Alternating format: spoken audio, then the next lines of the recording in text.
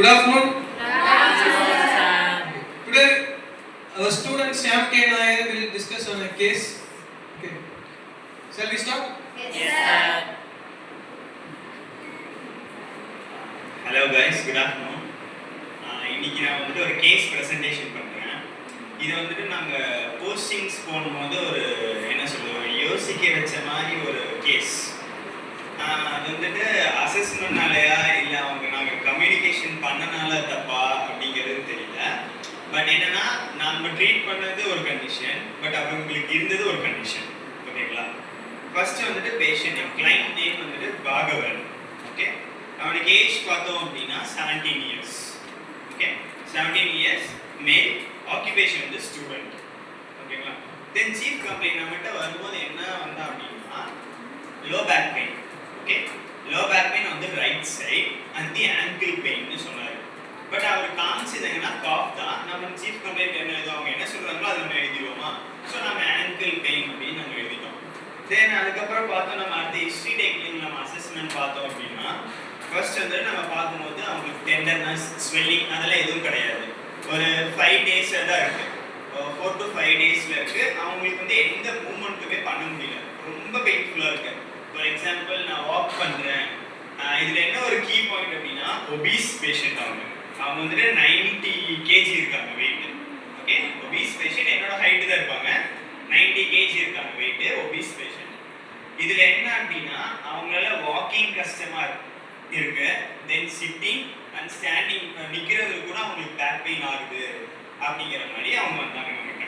Okay, இப்போ நம்ம வந்துட்டு ஹிஸ்ட்ரி டேக்கிங்ல எடுத்தோம். ப்ரெசென்ட் ஹிஸ்ட்ரியில் பார்த்தோம் அப்படின்னா நம்ம அந்த ரைட் லோவர் பேக் பெயின் இருக்கு அண்ட் தென் காஃப் பெயின் இருக்குன்னு நம்ம சொன்னோம். எவ்வளோ நாள்னா 5 டேஸ் இருக்கு அப்படிங்கிற மாதிரி நம்ம நோட் பண்ணிட்டோம். அப்புறம் பாஸ் ஹிஸ்ட்ரி நம்ம கேட்டோம், ஏதாவது ப்ரீவியஸ் இன்ஜுரி இருக்கா, இல்லை அந்த மாதிரி ஏதாவது இருக்கு, இல்லை சர்ஜிக்கல் எதாவது பண்ணியிருக்கீங்களா கேட்கும். அப்போல்லாம் அவங்க இல்லை அப்படிங்கிற மாதிரி தான் சொன்னாங்க. சரிங்களா? அண்ட் தென் பர்சனல் ஹிஸ்ட்ரி எதுவும் இல்லை. பெயின் ஹிஸ்ட்ரின்னு வரும்போது ஆன்செட் வந்து கிராஜுவல் ஆன்செட். ஓகேங்களா? கிராஜுவலாக தான் ஆன்செட் ஆயிருக்கு. ப்ரோகேட்டிங் அக்ரவேட்டிங் ஃபேக்டர் பார்த்தோம்னா நான் சொன்ன மாதிரி தான். சிட்டிங்கை போவேன், நான் ஸ்குவாட்டிங் பண்ணுறேன் அப்படின்னா அவங்களால முடியல. இப்போ நான் நிற்க சொல்கிறேன் அப்படின்னா ஒரு 10 to 15 minutes மேலேயே அவங்களால நிற்க முடியல. அப்புறம் பார்த்தோம்னா வாக்கிங் கஸ்டமருக்கு ரொம்ப கஷ்டம் வந்துட்டு ஸ்டேர் கிளைம்பிங். ஓகே, இதெல்லாம் தான் அக்ரவேட்டிங் ஃபேக்டர். நான் சொல்கிறது நல்லா நோட் பண்ணி வச்சுக்கோங்க, இதில் அக்ரவேட்டிங் ஃபேக்டர்னு. தென் குவாலிட்டி ஆஃப் பெயின் பார்த்தோம்னா டல் ஏக்கிங் பெயின். டல் ஏக்கிங் பெயின் தான் அவங்களுக்கு இருக்கு. ஓகே, ரிலீவிங் ஃபேக்டர் என்னவா இருக்கலாம்? ஸ்லீப்பிங் பொசிஷன் இருக்கும்போது அவங்களுக்கு வலி இல்லை அப்படிங்கிற மாதிரி சொல்றாரு.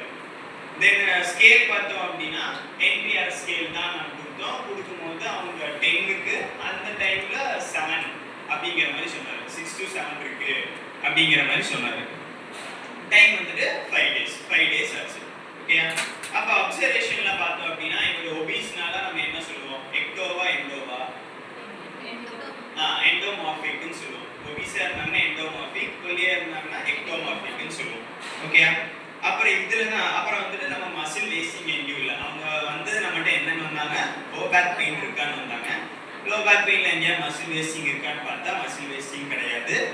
அண்ட் தென் கெயிட் பார்த்தோம் அப்படின்னா கெயிட் எப்படி நடந்தாங்கன்னா நான் வந்து ஃபர்ஸ்ட் அதை அனலைஸ் பண்ணல. கெயிட் வந்து அவங்களுக்கு ஸ்விங். இப்போ நான் நடக்கிறேன், இதெல்லாம் வித்தியாசம் இருக்கான்னு பாருங்க.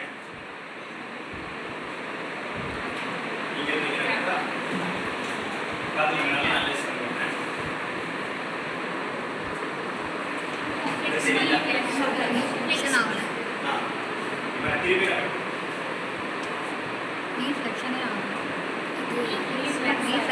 ரீஃப்ளெக்ஸ் ஆகல. இங்க வந்து ஸ்விங் ஃபேஸே போல நமக்கு கரெக்டா.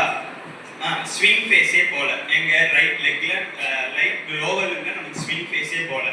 பட் இது என்ன அப்படின்னா நம்ம லோவர் பேக் இருக்கிறதுனால நாங்க அந்த கெயிட் வந்து அனலைஸ் பண்ணாம விட்டுட்டோம்.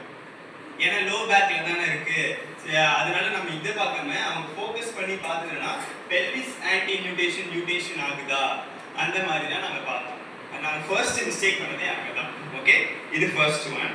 செகண்ட் என்ன அப்படின்னா பால்பேஷன் பண்ணி பார்க்கும்போது டெண்டர்னஸோ அது எதுவுமே இல்லைன்னு சொல்லிட்டாங்க. அப்புறம் ஸ்வெல்லிங் ஆல்சோ இல்லை, ஏன்னா 5 டேஸ் தானே இருக்கு, 4 to 5 டேஸ் தான் இருக்கு. ஸ்வெல்லிங் இல்லை, டெண்டர்னஸ் வந்துட்டு ஒரு 2 அந்த மாதிரி சொல்லி அவங்களால தாங்க முடியும். நம்ம ப்ரெஸ் பண்ணோம் அப்படின்னா டெண்டர்னஸ் என்னது? பால்பேஷன் பெயின் தானே. இப்போ பால்பேஷன் பண்ணி பார்த்தோம் அப்படின்னா 2ல இருக்கு அப்படிங்கிற மாதிரி நம்ம எக்ஸாமின் பண்ணிடணும். அப்புறம் எக்ஸாமினேஷன்ல பார்த்தோம் அப்படின்னா இதுதான் இந்த ஃபேக்டர் தான் நமக்கு நல்லா தெரியும். எக்ஸாமினேஷன்ல லோ பேக் பெயின் அப்புறம் காஃப் பெயின் எல்லாம் இருக்கு அப்படின்னா நம்ம என்ன உடனே நினைச்சிருவோம், ஏதோ ரேடியேட்டிங் பெயின் அப்படிங்கிற மாதிரி நம்ம நினைச்சிருவோம். கரெக்டா? ஸோ எஸ்எல்ஆர் பண்ண வச்சோம். எஸ்எல்ஆர் பண்ணும்போது எஸ்எல்ஆர்ல 30 to 60 ஆர் 30 to 70 டிகிரி இந்த ரேஞ்சுக்குள்ள வந்துச்சு அப்படின்னா அது கன்ஃபார்மா நியூரோஜெனிக் பெயின் நம்ம மைண்ட்ல ஃபிக்ஸ் பண்ணியிருப்போம். எபோவ் 70 டிகிரி தான் மஸ்குலர் பெயினுங்கிறத நம்ம படிச்சிருப்போம். ஓகேயா? இங்க இவருக்கு வந்துட்டு 45 டிகிரிலேயே பெயின் ஸ்டார்ட் ஆயிடுச்சு. 45 டிகிரியில பெயின் எங்க இருக்குன்னு சொன்னார் அப்படின்னா நம்ம எஸ்எல்ஆர் இப்படி பண்ண வைக்கும் போது அவர் வந்துட்டு இங்க பெயின் இருக்கு அப்படிங்கிற மாதிரி தான் சொன்னார். ஓகேயா? எனக்கு இங்கேயும் இருக்கு இங்கேயும் இருக்கு, இந்த லேட்டரல் ஹாஸ்பிடல் ஃபுல்லாமே இருக்கு அப்படிங்கிற மாதிரி தான் சொன்னார். ஓகே, அப்போ அந்த இதுலயுமே நம்ம எக்ஸாம்பிள்ல மிஸ்டேக் பண்ணிட்டோம். ஓகேயா? நெக்ஸ்ட் பார்த்தோம் அப்படின்னா இதுல முக்கியமான பாயிண்ட் என்ன,